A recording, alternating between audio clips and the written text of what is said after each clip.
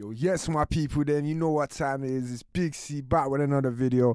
Just want to give a shout out to everyone on my TikTok live. Make sure you check out all the socials at Ricky C Official, you know, because we do different things on every social and we're active on every social because you know how we do. We're going to the top.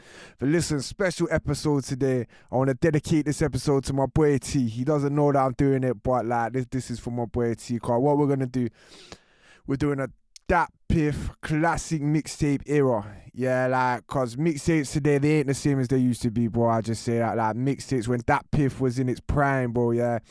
Like, mixtapes were next level. Mixtapes were better than people's albums back in the day, innit? You know what I'm saying? Like, mixtapes were better than most of these people's albums, innit? So, like, you know, obviously, I want to give a few shout-outs, like, just off top now. I want to give a shout-out to Papoose. Papoose could have had his own mixtape. A lot of these are trap mixtapes, I'm not going to lie. There's not very many drill mixtapes on here.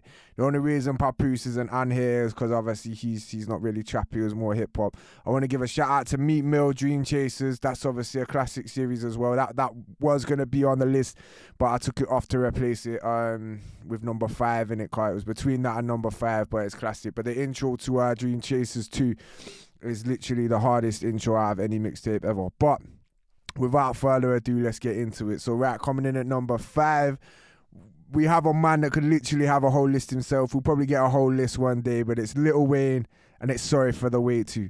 Now, I know a lot of people are going to be like, oh, what, Sorry for the Wait To? What about Dedication? What about No Ceilings? What about The Drought Free? You get me? All classic mixtapes. But Sorry for the Wait To was my one. You get what I'm saying? Like, that was my era. Like, the ad-lib alone, bro. Like, what does it for me is I still quote it to myself nowadays. I'll just be there and I'm like, and I'm sorry for the wait too. You know what I mean? Like, honestly, through the whole mixtape, the way he just, in every song, like where he does the hot N-word remix originally by Lloyd Banks with the beat on Jackpot, but from my Bobby Smarter, and he's just like, and it's that Sorry for the Way Too, and it just drops. It's so funny, and it's just, that's what I want from a mixtape. That one is fun. The only reason it's not high is because Lil Wayne, obviously he's the mixtape king, but the thing is, a lot of these guys, they made these mixtapes like their albums, innit? Whereas Lil Wayne, he makes his albums, and his mixtapes, innit? Like, that's the thing in it. So number 5, yeah, we have Sorry for the Wait To by Lil Wayne. I want to dedicate that one to my boy T, because T's a big Lil Wayne supporter, you know, and me and him are always talking about Weezy, so let's hope he can bring it with his next album. Okay, number 4, an offshoot of Lil Wayne. Like, obviously I was going to swap the Lil Wayne one for Meat Mill, but we just changed it last minute, cause, you know, obviously that was more important. But without further ado, number 4, we got Tiger with Well Done For. Well Done For is clearly one of my favourite mixtapes. It's probably the one that I listen to, at least the songs off it, maybe the most, because there's just some classic songs on that like mixtape. That's prime Tiger.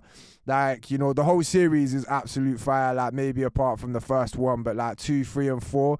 I can't remember if he did 5, I think he did. But literally like 2, 3 and 4, they're all fire. They have so many tracks that could be album songs, you get me?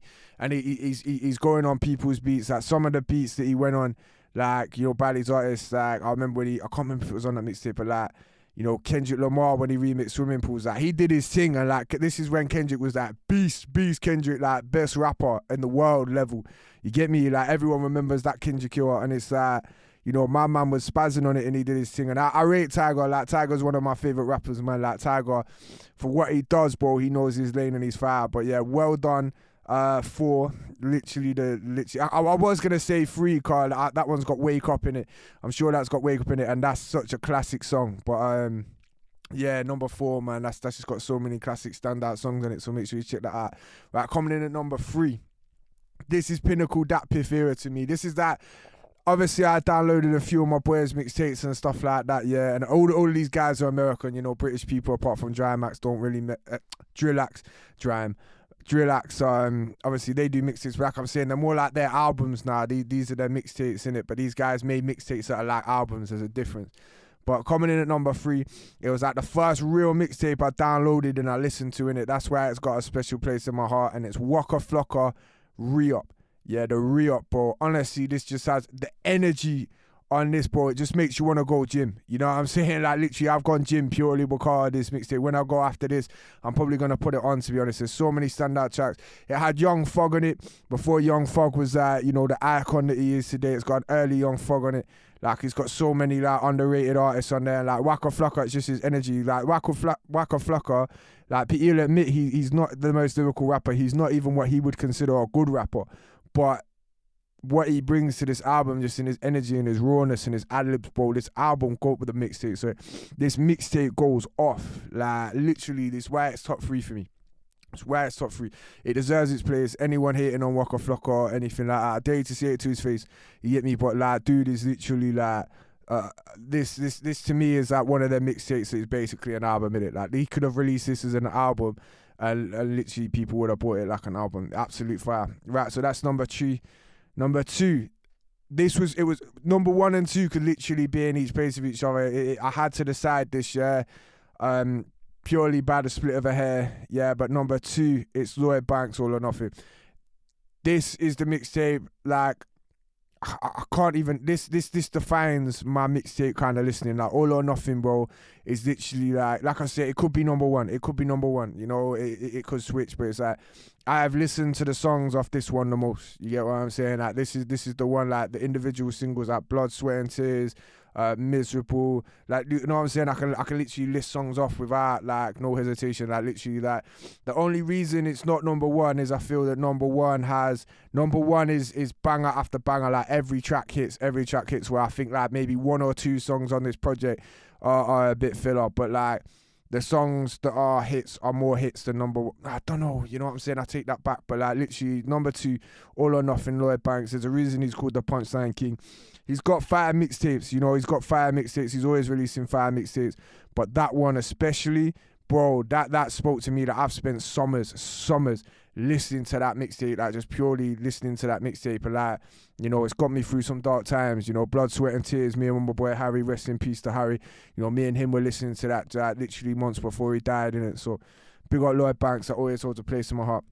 And number 1, it might be a bit nostalgia glasses, yeah, but, like, this is my favorite one for a reason. I've spent summers after summers listening to this mixtape. Like, I still think it holds up today. I could probably recite most of the lyrics off by heart. You know, I've spoke to the guy that's done it, and without further ado, my number 1 pick, Gilly the Kid, King of Philly 3. Yeah, all of the King of Philly series are good, but King of Philly 3, like, make sure you get the actual version, because it's quite hard to get nowadays, because obviously it's rolled through the cracks. And out of all of the mixtapes, I bet this is the one that people won't know.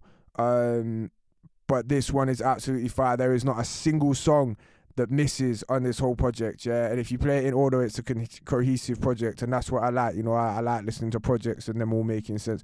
But literally, I got so many people from my town banging this album. Like, that's why it's special to me. We're all in this studio, you know, drinking and having fun, you know, back in my madder days, and literally just banging that mixtape, bro. Literally just banging that mixtape. Everyone was playing it. You know, everyone was playing it. People were going home. Literally, I had girls message me, like, you know, one of my mates I saw today, even she was saying, like, you know, she was playing that mixtape. You know, that mixtape is absolutely fire. Like, give it a try for yourself. Just listen to it, start to finish. All of these mixtapes, and you'll see what I'm saying, innit? But literally, King of Philly 3, like, that mixtape is top 1. Like I'm saying, it could be swapped with Lloyd Banks, because Lloyd Banks is one.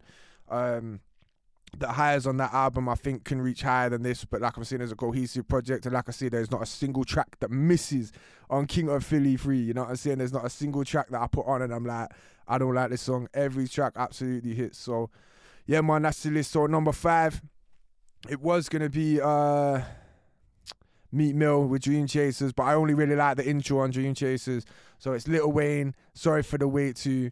At number 4, we got Tiger, Well Done For, which is, you know, 4 and 4. Number 3, completely irrelevant. Number 3, we've got Waka Flocka with the Re-Up. Number 2, we got Lloyd Banks, All or Nothing. And at number 1, we got Gilly the Kid with King of Philly 3. So let me know your top 5 mixtapes. You know, let me know what yours are, because like I'm saying, these are just the era of Datpiff. You know, when Datpiff was up, I could probably do my own drill mixtapes kind of one, you know, because even going back to like the whole Section Boys mixtapes. But the thing is, I class them mixtapes as their albums. You get what I'm saying? Like, they made albums that were mixtapes, whereas these guys made mixtapes that were albums, you get me? And like I'm saying, there's a difference in it. Not that they're bad, you know, it doesn't matter, but it's just you know, there's a difference. But anyway, let me know if this video is a W or L. Make sure that you like and comment, and make sure you subscribe if you love your mom and that. And I'll see you in the next one, yeah? Keep your head up. 1.